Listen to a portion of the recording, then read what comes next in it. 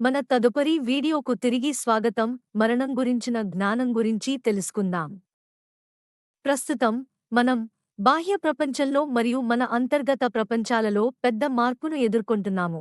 బాహ్యంగా అధునాతన సాంకేతిక పరిజ్ఞానము మరియు ఆర్టిఫిషియల్ ఇంటెలిజెన్స్ చాలా వరకు ఆఫీసులో పనిచేస్తున్న ఉద్యోగస్తుల పనిని రీప్లేస్ చేయవచ్చు. మరొక ప్రక్క శరీర శ్రమతో చేయవలసిన పనులను రోబోట్లు మరియు డ్రోన్లు చేయడం ప్రారంభించవచ్చు. మనము కొత్త స్వర్ణ యుగములోకి అడుగుపెడుతున్న కొద్దీ ఈ మార్పు ఖచ్చితంగా జరుగుతుంది. మనం ఇప్పటిలాగా బానిసలుగా కష్టపడాల్సిన అవసరం లేదు. తత్ఫలితంగా ప్రజలు తమ స్వార్థపూరిత స్వభావాలతో కాకుండా హృదయ వికసన జరిగి జీవిస్తూ ఉంటారు మరియు ఇతరులతో కనెక్ట్ అవ్వడానికి ప్రోత్సహించబడతారు. అలాగే వ్యక్తిగత స్థాయిలో మరియు సమిష్టిగా లోతైన మార్పులు జరుగుతున్నాయి. ఈ మార్పులు మనం ఒకరితో ఒకరు పోటీ పడకుండా కలిసిపని చేయడంలో సహాయపడతాయి. మానవజాతి సంపూర్ణ పరివర్తన కోసం నేచర్ మనకు ఇచ్చిన రెండు ముఖ్యమైన ముహూర్తాలు. ఒకటి డిసెంబర్ 2012 సంవత్సరంలో, దీనిని ప్లాన్ ఏ అని పిలుస్తారు. మరొకటి జనవరి 2024 సంవత్సరంలో, దీనిని ప్లాన్ బి అని పిలుస్తారు. దురదృష్టవశాత్తు ఈ రెండు మిస్ అయిపోయాము. ఇది మొత్తం మానవ జనాభాను రక్షించి కొత్త స్వర్ణ యుగంలోకి అందరినీ తీసుకువెళ్లేది. అయితే మన ఆధ్యాత్మిక గురువులు శ్రీ పరంజ్యోతి కల్కి అమ్మ భగవాన్ ఎంతో కష్టపడి పనిచేసినప్పటికీ చాలా ప్రతికూలతల కారణంగా మనము ఆశించినది సాధించలేకపోయాము. మనము ఈ ముఖ్యమైన క్షణాలను కోల్పోయాము కాబట్టి మనం ఇప్పుడు ప్లాన్ సి తో వెళ్ళాలి. ఈ ప్లాన్లో మనలో కొందరు మాత్రమే స్వర్ణయుగంలోకి ప్రవేశిస్తారు. దురదృష్టవశాత్తు మిగిలినవారు రాబోయే కొద్ది నెలలు మరియు సంవత్సరాలలో ప్రకృతి లేదా మానవ నిర్మిత విపత్తుల కారణంగా చాలామంది చనిపోవచ్చు.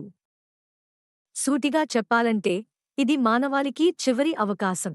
ఏదైనా చేయటానికి కొన్ని నెలల సమయం మాత్రమే ఉంది. మనము త్వరగా చేయవలసినది ఏమిటంటే 2024 సంవత్సరంలో 81,000 మంది పీక్ స్టేట్ బృందంలో చేరండి. తదుపరి 2025 సంవత్సరములో ప్రతి ఒక్కరూ 1000 మందికి వారి పీక్ స్టేట్ను బదిలీ చేయాలి. ఇంకొక ప్రక్క ఇదే సమయంలో విపత్తులు సంభవించబోతున్నాయి మరియు గణనీయమైన మానవ నష్టం జరగబోతోంది కాబట్టి మరణం కోసం సిద్ధం కావాల్సి ఉంటుంది. ఈ వీడియోలో మరణమనే ప్రక్రియ అనేది ఏమిటి, మరణాంతరము ఉన్నత లోకములకు వెళ్ళడానికి మనం ఏమి చేయాలి అనేది చూద్దాం. మరణం ఒక అందమైన ప్రక్రియ. ఈ జ్ఞానమును ప్రతి ఒక్కరూ తప్పక తెలుసుకోవాలి. మరణం యొక్క ప్రక్రియను అర్థం చేసుకోవడం మరియు మోక్షాన్ని పొందేందుకు సిద్ధపడటం చాలా ముఖ్యం. ఈ ప్రిపరేషన్ మరణం తర్వాత ప్రారంభం అయ్యేది కాదు, ఇప్పటి నుండే ప్రారంభించాలి. దిగువ పేర్కొన్న విధంగా 3 దశల్లోనూ ప్రిపరేషన్ అవసరం. 1. మరణ ప్రక్రియ. మరణం తర్వాత ఈ భౌతిక శరీరాన్ని వదిలిన తర్వాత ఏమి జరుగుతుంది? 2. మరణానికి ముందు ఆఖరి క్షణాల్లో మీరు ఎలాంటి ఆలోచనలతో ఉండాలి? 3. ఈ భూమిపైన ఉన్నప్పుడు ఎలా జీవించాలి, అందువల్ల మనము మరణము తర్వాత ఆనందముగా ఉండవచ్చు. మరణం తర్వాత భౌతిక శరీరాన్ని వదిలివేసి మన స్పిరిచువల్ బాడీ ఎటువైపు వెళ్ళవచ్చు. ఇది మీరు కోరుకునే విధానంపై ఉండవచ్చు. ముఖ్యముగా ఈ క్రింద తెలిపినట్లుగా ఉంటుంది. 1. మరింత బాధాకరమైన నరకలోకమునకు వెళ్ళవచ్చును. దయచేసి ఇది అస్సలు కోరుకోకండి. 2. యథాతథ స్థితిని కొనసాగించడం ద్వారా మిమ్మల్ని మీరు నిర్ణయించుకుని పునర్జన్మను ఎంచుకోవడం. వీలైనంతవరకు ఇది కూడా కోరుకోకండి. 3. ఉన్నత లోకాలు లేదా స్వర్గానికి వెళ్లడం. 4. పరంజ్యోతి లేదా సుప్రీం లైట్లో కలిసిపోవడం. ఇది అత్యుత్తమమైనది. 5. పూర్తిగా భస్మీకరణమై పరినిర్వాణాన్ని సాధించండి. ఇప్పుడు మరణానికి ముందు మరియు మరణము తర్వాత ఎలా ఉండాలి, ఏమవుతుంది అనేది చూద్దాం. మరణానికి ముందు. మరణానికి ముందు సానుకూల మనస్తత్వాన్ని కొనసాగించడంపై దృష్టి పెట్టడం చాలా ముఖ్యం. అంతిమ ఆలోచనలు, ముఖ్యంగా చివరి 30 నిమిషాల నుండి 1 గంట వరకు దైవాన్ని గుర్తుచేసుకోవడం, జపించడం లేదా ప్రశాంతంగా ఉండడం వంటివి ముఖ్యమైనవి. మానసిక ప్రశాంతత మరియు ప్రేమతో బయలుదేరడం చాలా అవసరం. మరణం తర్వాత స్క్రీన్ పైన చూపించినట్లుగా 3 స్టేజీలలో చూద్దాం.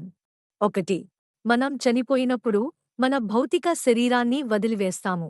ప్రారంభంలో మన చుట్టూ ఉన్న ప్రపంచాన్ని మనం ఇప్పటికీ గ్రహించవచ్చు. కానీ మనం ఇతరులతో శారీరకంగా సంభాషించలేము, తాకలేము. మరణం తర్వాత మొదటి 3 రోజులు ఆత్మ తరచుగా మృతదేహానికి దగ్గరగా ఉంటుంది. ఈ సమయంలో జరిగే వేడుకలు ఆత్మకు తన భౌతిక శరీరాన్ని కోల్పోయిందని తెలిచేలా చేస్తుంది మరియు దాని ప్రయాణాన్ని ప్రారంభించాల్సిన అవసరం ఉందని గ్రహించడంలో సహాయపడతాయి. 2. తర్వాత ఆత్మ పరంజ్యోతి లేదా సుప్రీం లైట్ వైపు ప్రయాణాన్ని ప్రారంభిస్తుంది. ఈ ప్రయాణం డివైన్లీ మ్యూజిక్ వింటూ దాదాపు 10 రోజుల పాటు సాగుతుంది. ఆత్మ ఈ ప్రయాణ మార్గంలో తన పూర్వీకులని, స్నేహితులని ఇతర లోకాలలో కలుస్తూ వెళ్తూ ఉంటుంది. మనము భూమిపై జరిపే 10 నుండి 12 రోజుల వేడుకలు ఆత్మ పరంజ్యోతి ఎదుట జీవిత సమీక్ష కాలంతో ఏకీభవింపబడతాయి. మనము ఇక్కడ చేసే కార్యక్రమాలు అన్నీ విముక్తి లేదా మోక్షాన్ని కోరుకునే స్ఫూర్తిని సిద్ధం చేస్తాయి. సాధారణంగా 10వ రోజున పరంజ్యోతి ముందు జీవిత సమీక్ష ఉంటుంది, లేదా ఒకరి విశ్వాసాన్ని బట్టి పరంజ్యోతి నుండి ఉద్భవించే దైవిక వ్యక్తులు లేదా ఆత్మ యొక్క గొప్ప పూర్వీకులు కనిపించవచ్చు.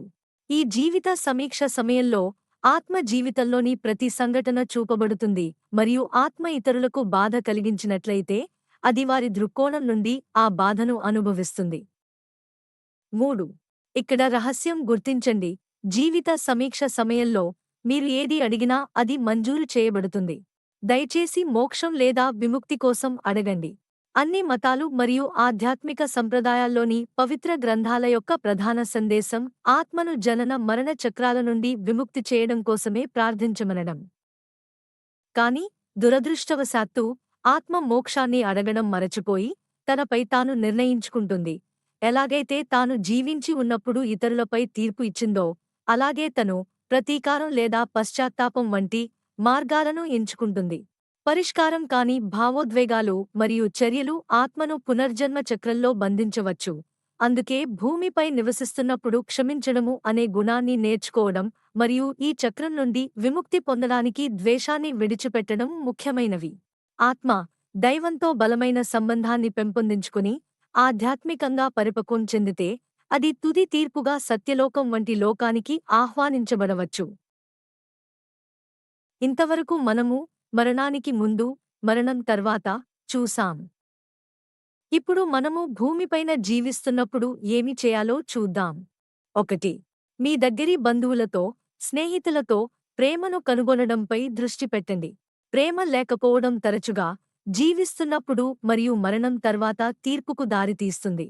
అపరిష్కృతమైన భావోద్వేగాలు జీవిత సమీక్ష సమయంలో ప్రతీకారం లేదా పశ్చాత్తాపాన్ని కలిగిస్తాయి, జనన మరణ చక్రంలో మిమ్మల్ని బంధిస్తాయి. 2. దైవంతో మీ బంధాన్ని పెంపొందించుకోండి. పరంజ్యోతితో లేదా మీ వ్యక్తిగత దైవంతో మీ సంబంధాన్ని బలోపేతం చేసుకోండి. ఈ బంధం మీరు జీవిస్తున్నప్పుడు మరియు మరణం తర్వాత మార్గదర్శకంగా ఉంటుంది. 3. ఇతరుల నుంచి మీరు మీ పట్ల ఎలాగైతే గౌరవము, దయ కోరుకుంటున్నారో వారితో కూడా మీరు అలాగే వ్యవహరించాలి. 4. క్షమించండి మరియు క్షమాపణ కోరండి. ఇతరులు మిమ్మల్ని బాధపెట్టినప్పుడు మరియు నొప్పిని కలిగించినప్పుడు మిమ్మల్ని బాధపెట్టిన వారిని మీలోని భావోద్వేగం లేదా దాగివున్న ఎమోషన్స్ మరియు ఛార్జెస్ ప్రతిబింబించే అద్దాలుగా చూసుకోండి. ఇక్కడ రహస్యం ఏమిటంటే మీ లోపల బాధను చూస్తూ అనుభవించండి. మీరు ఆ బాధను అనుభవించినప్పుడు దాగివున్న ఎమోషన్స్ మరియు ఛార్జెస్ తొలగిపోతాయి మరియు క్షమాపణ స్వయంచాలకంగా జరుగుతుంది. క్షమించే వారెవరూ లేరు. చివరిగా ఈ వీడియో యొక్క సారాంశము: ప్రతి ఒక్కరూ మరణానికి సిద్ధంగా ఉండటం మరియు మన భౌతిక శరీరాలను విడిచిపెట్టినప్పుడు మోక్షం సాధించడం చాలా ముఖ్యం. మరణం అనేది ఒక అందమైన పరివర్తన అని అర్థం చేసుకోవడం. ఇది ప్రతి ఒక్కరూ తెలుసుకోవలసిన నిగూఢమైన శాస్త్ర జ్ఞానము. భయం, నిరాశ, కోపం లేదా ప్రతికూల భావోద్వేగాలు లేకుండా ప్రశాంతంగా మరణించాలి. మన శరీరాన్ని విడిచిపెట్టే ముందు చివరి క్షణాలు చాలా ముఖ్యమైనవి.